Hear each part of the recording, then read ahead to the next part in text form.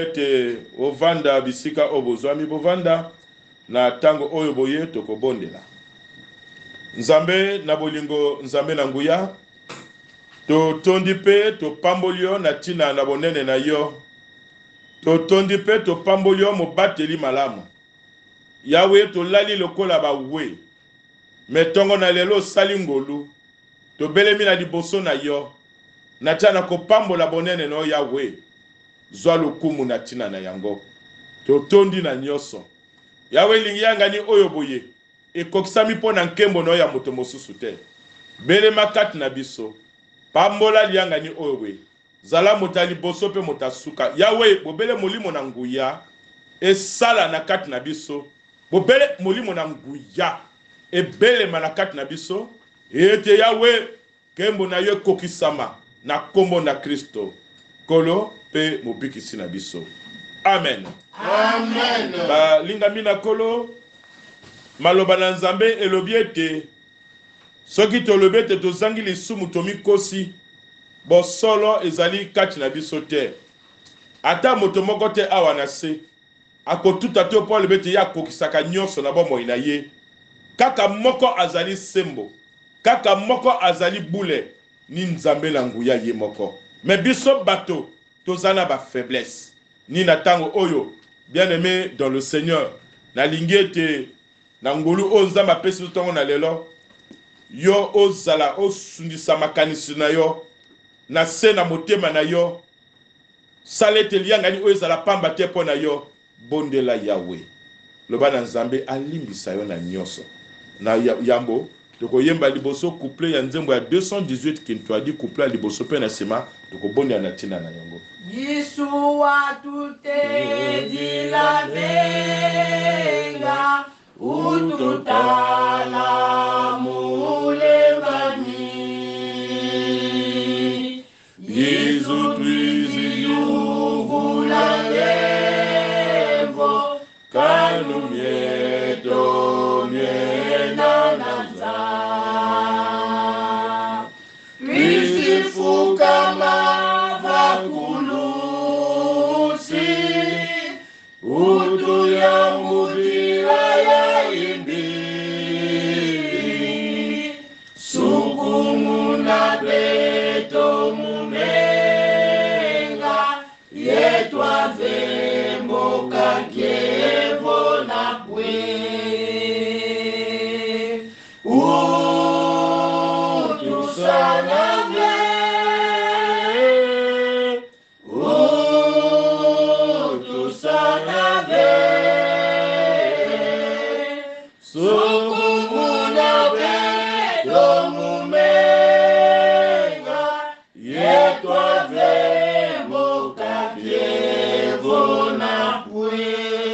Nzambe toye pai na yo oyo zali bule toye pai na yo mokokisi na bilaka toye pai na yo oyo zali sembo oyebi biso malamu oyebi kimoto na biso oyebi makanisi na biso oyebi elobeli na biso oyebi esaleli na biso Yawe Yawe soko epesameli yo kobomba mabe moto akobika azali te Yawe na yango toye tongo na lelo epai na yo kolanda ntina na molimbisi na masumu komisa biso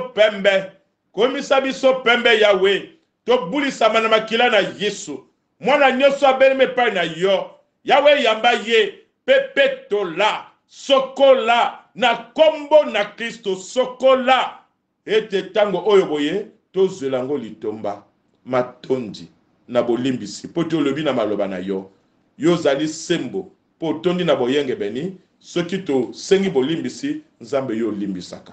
Merci Seigneur. Zwa lokumu na kombo na Kristo. Amen. Amen. Amen. Amen. Ba lingami na kolo mbote na biso. Mbote lisusu. En tout cas moninga zala na esengo sika oyo zali ezali mokolo oyo Yesu apesi mpo na yo. Nzamba lingaka mitema oyo ezalaka kati na esengo. Soki esengo tonani kati na yo molimo na Nzambe pe asalaka koleka.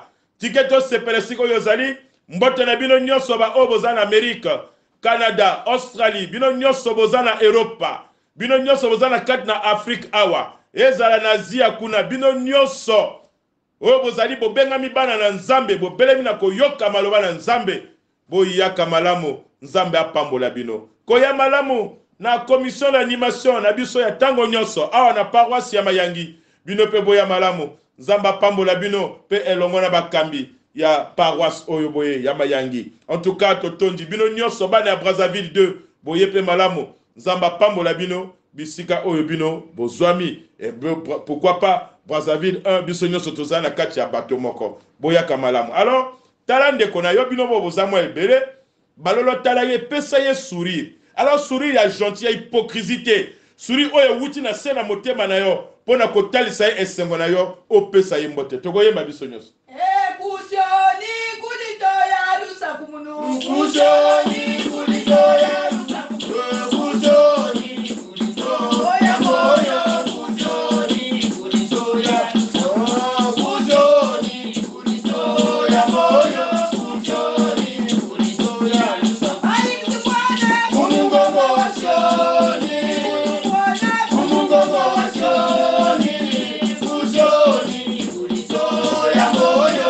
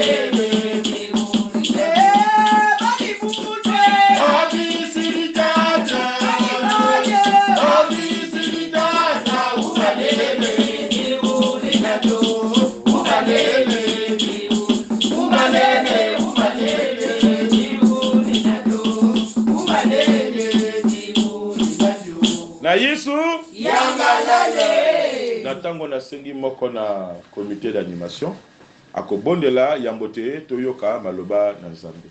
Bika betu kusambila ninga tata betu Nzambi tangu mekulunga ina betu zola kutambula yantalu ina betu zola kutambula ina muntu kena kuluta na nzayai lina sa kubakusa yauve kana yani kena kulanda venzile yange Yesu ni mambo yange beto zola kuwa na nzila ya kiselu yange inkitata bitike kuzonza yale yange duma yange tata na njila ya kiselu yange mutindokele luzole yange yeme kutala libuni mekuvaya muntu na kizitu ya yandi muntu na bapasi ya yandi beto mekukwiza na bisitu ya beto samu ngebaka beto yao na njila ya mambo yange sarula kiselu yange mutindokele luzole na lemvo na nkumu ya Kristo. Amen. Amen. Amen. Amen. Alors na tango oyo sika oyo zwami ko telema lisusu telema na esengo nyonso pe tokoyeba nzembo biteni mibale pe tokoka maloba na nzambe. Yezolele na Malongi mafu ozali tata ebila mukesebeli itela matu atoma kisamo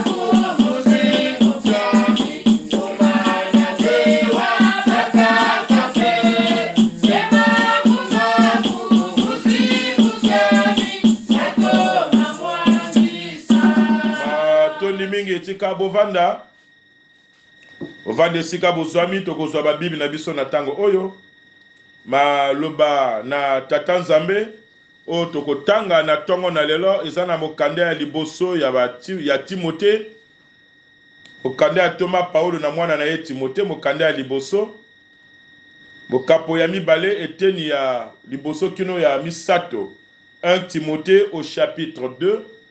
Nous lirons les versets 1 jusqu'à 3. 1 Timothée 2, 1 à 3, lisons au nom du Seigneur. J'encourage donc avant tout à faire des demandes, des prières, des supplications, des prières de reconnaissance pour tous les hommes, pour les rois et pour tous ceux qui exercent l'autorité, afin que nous puissions mener une vie paisible et tranquille, en toute piété et en tout respect. Voilà ce qui est bon et agréable devant Dieu notre Sauveur. Amen. Amen. Ba lingami na kolo mama likambo o ba pesi biso na guide biblique balobi chercher à plaire au Seigneur notre Dieu. Balobi te boluka na kosepelisa nkolo na nzambe kolo nzambe na biso. Boluka na kosepelisa kolo nzambe na biso beno kusosa na kuvwanda ya kuzolakana na mfumu nzambi ya beto. Wana ni mama likambo oyo boye bapesi biso to sosola semaine oyo nyonso mobimba. Ba lingami na kolo toyebi ete nzambe ayebi nyonso. Et nous savons aussi que Dieu est le Tout-Puissant. Mais malgré qu'il est le Tout-Puissant, Dieu dans son amour, il a choisi to aponi. Aponi biso bato, to le kanako participer na kata mosala ya création na ye. To participer na kata misala oya sili kotika awa na se. Alors, ko participation na biso apesi orientation nenge Paul alobi. Nous devons participer à l'œuvre du Seigneur na kati ya losambo dans la prière. biso toko contribuer na ko changer mokili oyo boye na kati ya prière. Le sambo c'est une puissance. Le sambo c'est une force. Oyo soki biso to utiliser, alors mokili est ko changer. Excusez. Ni wana boko mona ke Paul akoloba même si yango eza lokola mystère na makanisi ya moto, parce que notre compréhension est limitée. Na kotala biloko eza ndinga na biso, nous sommes limités. Ce qui fait que na kati ya limitation wana, il nous est difficile de saisir la portée, la grandeur, dimension au prière koki kosala na kati ya vi na biso moko pe ya ndinga place bato oyo ba contourer biso. Bien-aimé dans le Seigneur, enseignement oyo Paul a kopesa a ko exhorter biso na prière. Prière oyo ezali conviction ya mbela na tata Nzambe. Et Paul le dit, il insiste, c'est à dessein. Oyo alobi to sala ba demande, to sala ba prière. D'autres versions te parlent d'intercession, de supplication. Il a aligné pour la démonstration, il y a vie de prière. Où na tata Nzambe. Nous sommes appelés à plaire na tata Nzambe et non na bato na mokili. Mais pour que tu plaies na tata Nzambe, il faut qu'il y ait une parfaite communion entre l'homme et son Dieu, entre le croyant et son Dieu. Qu'on croire, la foi ne suffit pas. Mais c'est la prière.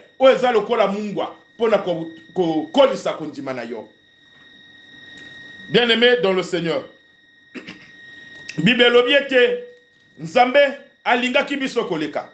Ni wana ya tindi mwana na ye, Jésus Christ, le cœur même de l'évangile. Christ est venu mourir à la croix parce que Dieu a tellement aimé le monde.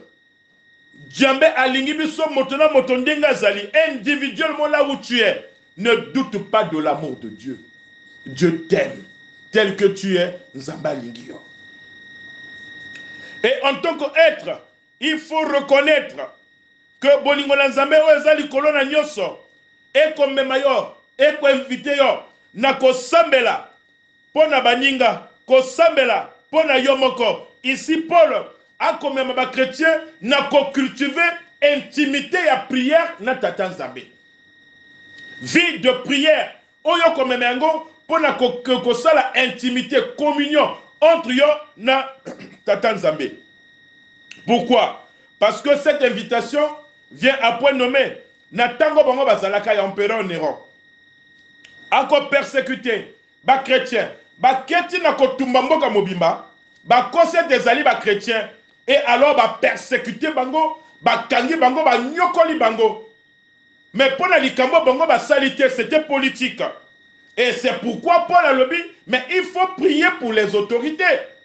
Combien de fois ngana to fana ka to kanisi malamu to sambeli pona mboka to sambe pona sika otozali to sambe pona sika otovandi to sambe pona bakonjali ngomba to sambe pona bakonjali eta to sala ka ngomba laboni.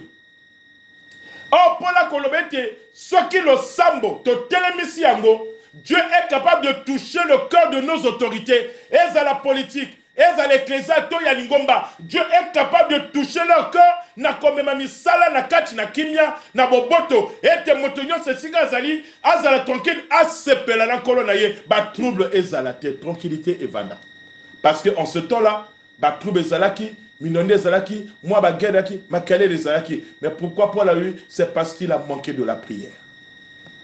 Alors bien-aimé dans le Seigneur, comme ma vie paisible na miso na Nzambe ondenge Nzamba koloba ezali une manière ya kofanda kati na kimia ya ko se sentir aimé par Dieu, ya ko sentir présence ya Nzambe na kati ya vie na yo quand tu mènes une vie paisible et tranquille. Maintenant miso so na sena motema na yo, est-ce que tu as la tranquillité place aux alliés? Est-ce que motema na yo ezali na kimia na kota le contrôle na kota la makambo ezana yo? Est-ce que zo me makimia na motema na yo? Fana na place aux alliés. Est-ce que vous avez kimia na kota la bakambi na yo? Est-ce que vous avez kimia na kota la bakambi mboka na yo? mais Paul a lebi kimia wana ezali lié na losambo oyo kosala sala prière kimia koyaka kimia ne kotoucher ba continue yo pe kotoucher biso nyonso bisika otovandi. Alors bien aimé dans le Seigneur, donc on a l'enseignement ya Paul a orienté en vers une prière profonde, une prière sans hypocrisie, une prière de maintien où il faut maintenir équilibre, il y a spiritualité entre Yona Tata Nzambe, une prière qui nous amène à plaire réellement au Seigneur. Quand tu plais au Seigneur, tu suscites sa gloire dans ta vie. Parce que ceux qui ont plaît na Tata Nzambe, bolingonaye ezali kat na yo. Quand l'amour de Dieu déborde, mon bien-aimé dans le Seigneur, oyo pe ya pona mitungisi nzambe ya tokola mitungisi nzambe apa mela yango mosika na yo parce que yo ba bengyo mwana na nzambe yo ba bengyo moto oyo azana elikia monene moto oyo akangami mpenza na Tata Nzambe. Quand tu fais ça, la gloire de Dieu ezakat na yo parce que présence ya nzambe na kata vie na yo, alors eloko moseko go résister devant yo ezalité. Mais pour y arriver, il faut être réellement dans la prière. Il y a des prières, supplication, il y a intercession pour la bandeko, pe prière oyo, il y a yomoko pour que ba benga yo mo Kristo ya solo. Nzambe apambola yo, Nzambe pe apambola maloba na ye. Amen. Amen. Lukiekola munzila nkulusu, ndila nkulusu, ndila nkulusu. Lukiekola munzila nkulusu, ndila nkulusu, ndila moyo.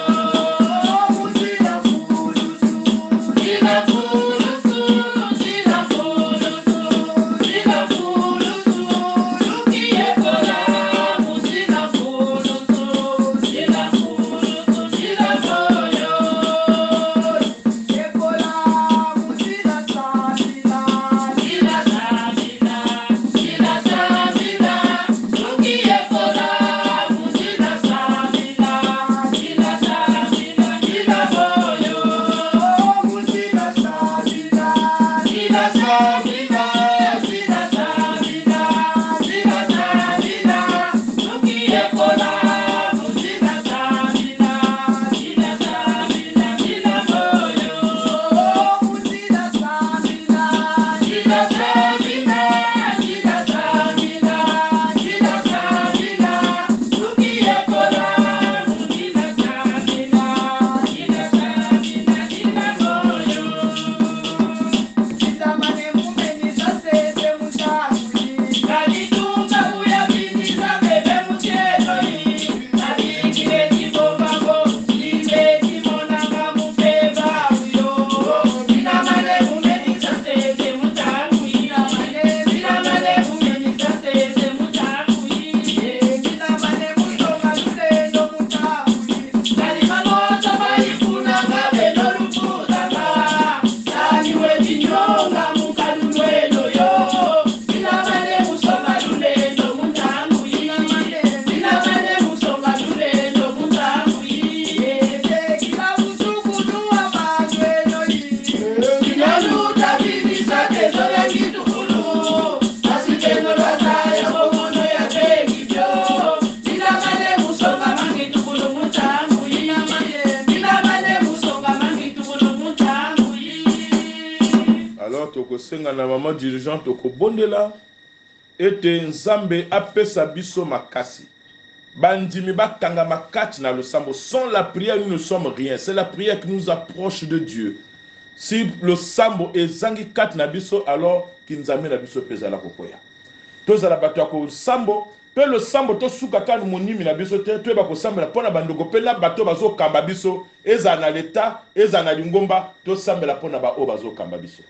Mambo yange ya nzambi kena kulonga beto bantangu nyonso, kena kusikilika beto tata nzambi. Na suka ya ingeme kuisa kuzonda na katikati ya beto ti. Beto fana kulembwa na kusambila ve. Beto fana kusambila bantangu nyonso. Beto fana kusambila bantangu nyonso. Na kuvanda kimbie na nge Yesu Kristo. Nina yina mpenge kena kuzonda na katikati ya beto. Beto fana kuvanda ve tata nzambi na lusambulu ya munimi. Beto fana kusambilila tata nzambi bisielo yange. Beto fana kusambilila bazautorite ya beto. Bazautorite ya bwale ya beto. Kabwako bazautorite tata nzambi ya inzo ya nzambi na bantangu nyonso bakena kutovuka. ni yina tango tata nzambi betu na kulomba na ngepesa beto ngolo na beto moso betu kulenda ve mebika mpeve yange ya longo peve yange ya longo ya kufuluza mosi na beto peve yange ya longo ya kutwadisa beto peve yange ya longo ya kupesa beto ngolo purko beto kununga puka batu sambulu ya beto mpeta atanzambi ina betu ke kupesa na ntadisi yange lulendo yange kumonika ebimangu yange kumonika na ntadisi yange na ntadisi ya babantu nyonso o tata nzambi matondo betu na kuvutula na suka yai yinangeme kusa kususumuna beto fana kusambila bantangu nyonso beto fana kusambila beto fana kulembwa ve pesa beto ngolo pesa beto lulendo ya kusambila bantangu nyonso puriko beto kununga na mitantu ya beto kununga na makubu yina bantangu nyonso beto kana kutala yina beto kana kuviva tata mana kumunikisa bankende yange bieka mambo yange tata nzambi bieka momo yayi mutindu kene zola na levo yange amen amen molinga mina kolo esika oyo zali meno tala nzambe na yo situation oyo eza na yo yo yebi eza motungisi ya nzoto bokone ko talisa yo pasi yo yebi mena lingela loba no likambo moko nzambe atondani na bolingo toyoki ate prière osi tosali losambo na bosolo nyonso nzambe ayokaka bana na ye koyimayima te zala na elika mpe pesa yango na nzambe na ntango oyo loba na nzambe yo obelemi kati na ye oye na liboso na ye nzambe asembola liboko na ye mpe apambola yo mpe alongola bokono kati na yo tala situation oyo eza na soki eza bokono te likambo ezosala mpasi na motema oyo oza nango mposa nzambe akokisa mpo na yo loba yango epa na ye nzambe akoyoka mpe akosala lulendo luna lulendo luna luwavangila bayetu lulendo luna tuzolele kumona lo lulendo luna lulendo luna tupile kole kumona lo lulendo luna lulendo luna tupile kole kumona lo yebi mangulina kiwavangila bayetu yebi mangulina tuzolele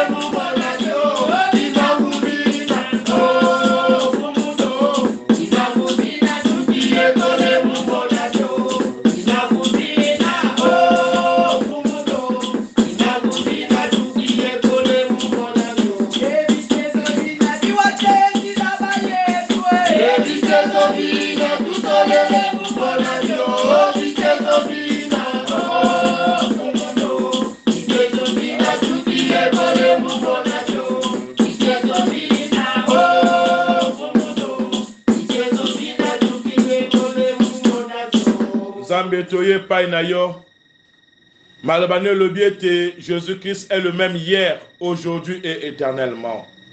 Nzambe oyo salaki lobi oza capable na kosala yango lelo po te yo changer te nguya na yo pe échanger te yawe sembola liboko no na nguya tala obana na yo ndenge bazolela tala ndenge bazonyokama tala ndenge banzote zotungisama tala ndenge ye moyini satana nzambe atelema zonguluma lokola nkosi na konuire vie ya bana na yo tango nyonso yawe yo okufi pe osekwe na kopesa biso bomoi tika na tango oyo yo bele makata nkemo na yo leka na kotouche bana na yo touche bango esika bazali touche au nom de Jésus moto nyonso oyo azotungisama moto nyonso azonyokama na bokono Seigneur tikete na kombo na Kristo molimo mosantu na yo atouche banzoto na bango pe alongola bokono oyo tika ete na kombo na Kristo molimo mosantu na yo atouche bango apamela ba douleur nyonso Seigneur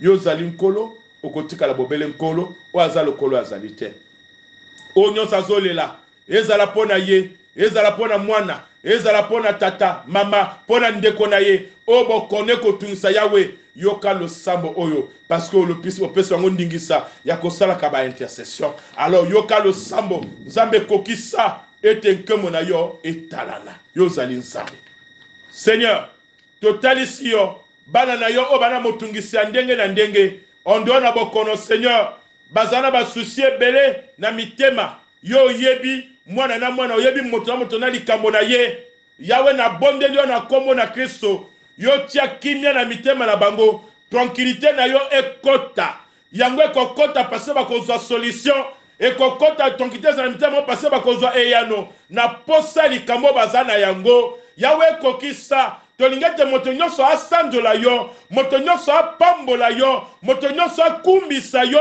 ete yo ozali nkolo liboso no azali te nsima no azali te likolo no azali te se na yo azali te mpo tozali nzambe kotikala bobele nzambe sala yango seigneur zala na bana na yo mpe pambola bango nyonso na kombo na Kristo kolo mpe mobikisi na biso amen Amen.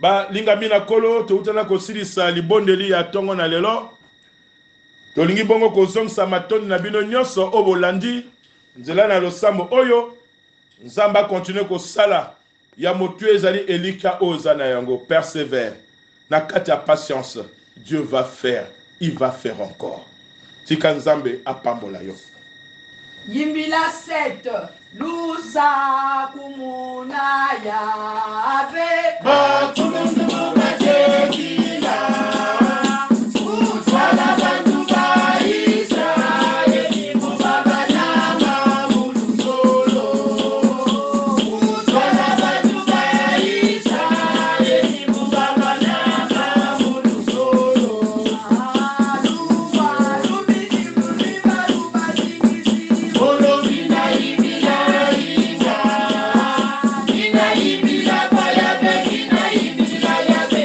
Sani hai Sani vituko Vina ibila payabe Vina ibila yabe Sani hai Sani vituko nzambe totondi yo mpo tozalaki na biso totondi yo mpo na bolingo na yo totondi yo mpo na bonene na yo tobelemi nzambe na kosilisa zala na mwana yo sembola liboko no na nguya mpe yo pambola mpo te lipamboli eutaka bobele epai na yo tika ete ngolu na kolo na biso Yesu Kristo masiya oyo ezali ntina na lipamboli na solo bolingo na nzambe tata oyo atalisi yango kati na Yesu Kristo masiya lisanga na molimo mosanto mobomi na biso molimo na solo molimo na nguya ewumela kati na bino sasa epi kino kozonga na nkolo na kombo ya tata mwana mpe molimo mosanto bokende na kimia lingoma na tata nzambe amen Amen amen Amen yeah.